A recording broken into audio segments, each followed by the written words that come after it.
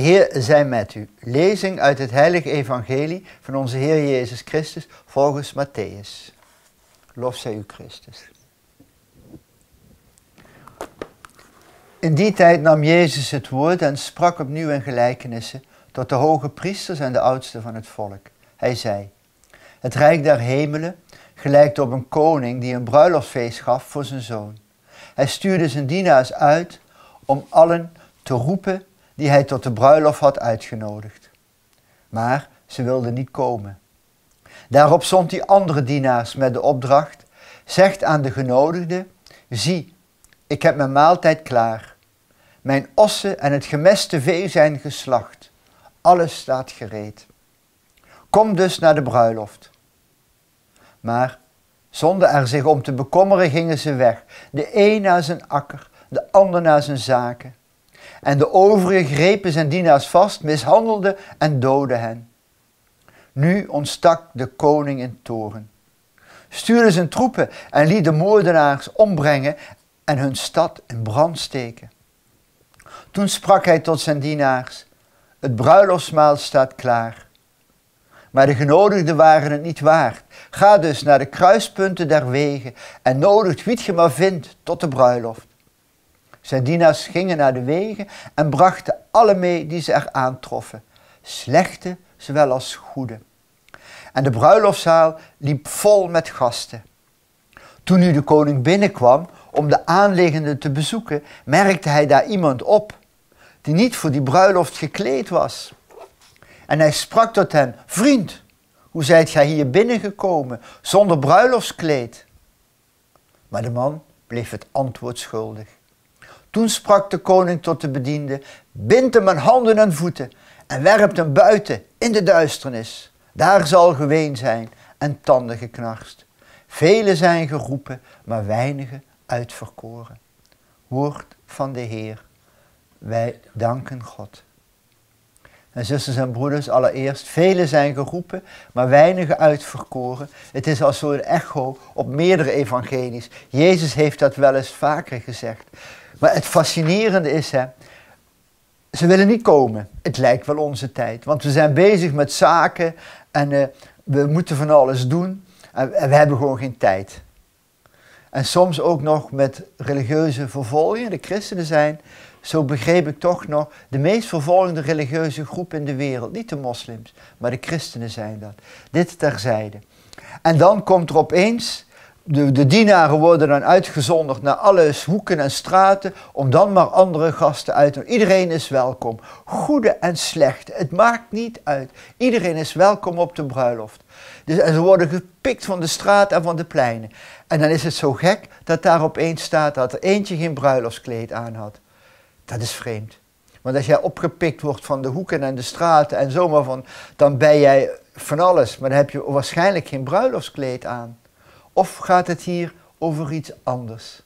Ik denk het wel.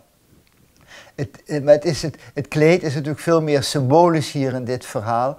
Het gaat over een andere gesteldheid, denk ik.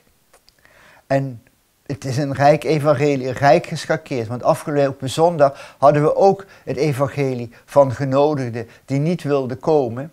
Maar dat speelde zich in het verleden en nu opnieuw naar de toekomst toe. Over het rijk Gods. Toen was het de wijngaard. Waar de opbrengsten niet afgedragen wilden worden. Nu gaat het in de toekomst dat we allemaal mogen aanzitten aan het bruiloftsmaal van de Heer. En ze willen gewoon niet, want business as usual. En net in de coronatijd merken hoe mensen staan te trappelen als het ware. Om maar weer de oude stiel op te pakken en hoe verschrikkelijk ze het vinden. En soms is het ook verschrikkelijk als je in die cultuursector zit nu.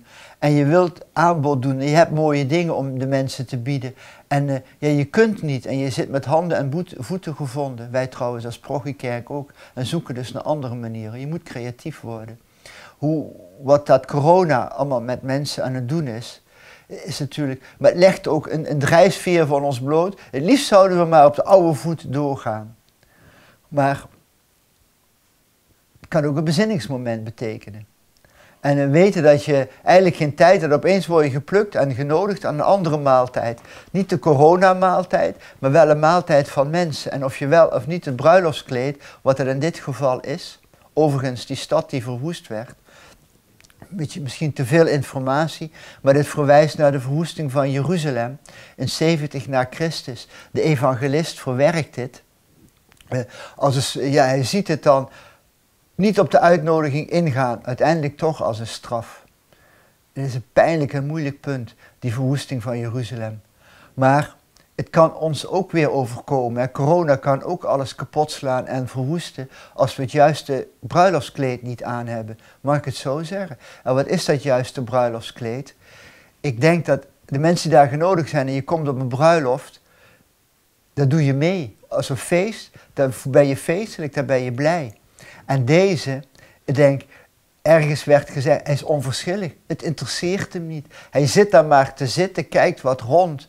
En alsof je er niet bij hoort. Hij heeft zich al letterlijk aan de kant gezet. En ik zou zeggen, in coronatijden, in moeilijke tijden, doe mee. Ben van de partij, ook al moet je op afstand zijn. Maar op afstand kun je goed kijken, kun je nabij zijn, kun je je betrokken weten bij je anderen. Mensen in de gaten houden van wie je denkt dat ze eenzaam zijn. Om eens bellen, om het teken van leven te geven. Er zijn zoveel meer, maar word creatief. Ga bedenken wat je kunt doen. En op een feest ook, in de spontaniteit van het feest, is juist creativiteit nodig. Opdat het leven toch een bruiloftsmaal kan zijn. En dat hangt niet af van corona, van ziekte, maar dat hangt af van onze gesteldheid. En het onverschillig zijn is misschien het allerergste wat er is. De mens die onverschillig is, die dwaalt in duisternis. Die zit in het niets, in een niemandsland. Maar de mens die betrokken is, waar dan ook, dat is altijd een gast die je graag wilt hebben, bij je wilt hebben. En ik denk dat is wat de Heer van ons vraagt. Om betrokken mensen te zijn. En zo een afspiegeling te zijn van dat feest wat ons wacht in de hemel. Dat is het feest van gezien te worden, gekend te weten en je bemind te weten. Mag ik het daarbij laten? Amen.